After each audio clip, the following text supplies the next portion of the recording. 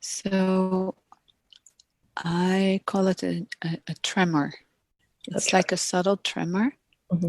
And I call it the subtle tremor of the universe.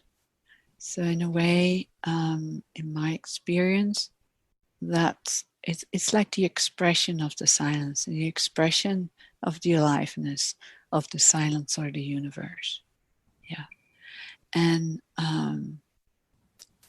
it's very subtle, but the more you're actually receiving it and are aware of it, it starts growing on you. And it's just so, again, so naturally healing and nourishing. It's just one of those side effects, you could say, or effects or expressions of the silence. Mm. Of course, with trauma, there can be a tremor, you know, Mm-hmm. and that can be experienced in the body too. Mm-hmm. So it's interesting with tremor, or really with any sensation in the body, is multi-interpretable, right? Is what? We can have a pain in the body, or let's say a sharp feeling. Mm-hmm. And some people can say it's pain, and other can call it pleasure. It's the same with tremble. So sometimes with trauma, tremble comes, and that's interpreted in a certain way, as it was in a memory, that it's coming back, that wants to be experienced, and it's good that it comes awake, it comes to the surface and is be experienced.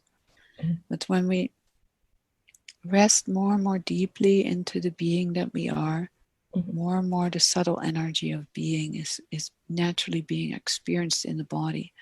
And in my experience, again, it's like a subtle tremor. And in a way, a metaphor that is perhaps handy to have is that it tremors everything free. So anything that's a little stuck or tight, it just tremors it. And then it melts into being. Yeah. So, and perhaps you notice also when there's the tremor, when the more you can allow yourself to move with it, and or it moves you, or you move it, or whatever way your experience is, that when you actually hold the body still, there tends to come a deepening of the resting. Something lets go more deeply, and in a way you come into a deeper consciousness. And that can bring up again the more deeper layer of trauma or pain or something that wants to be seen. So in a funny way, there is almost like a triangle going in.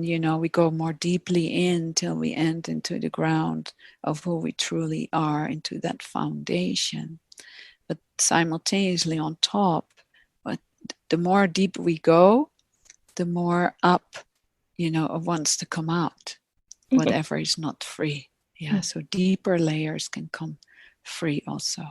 Not to get stuck in those deeper layers, but just give them opportunity to also melt into space, because that's really all that's happening.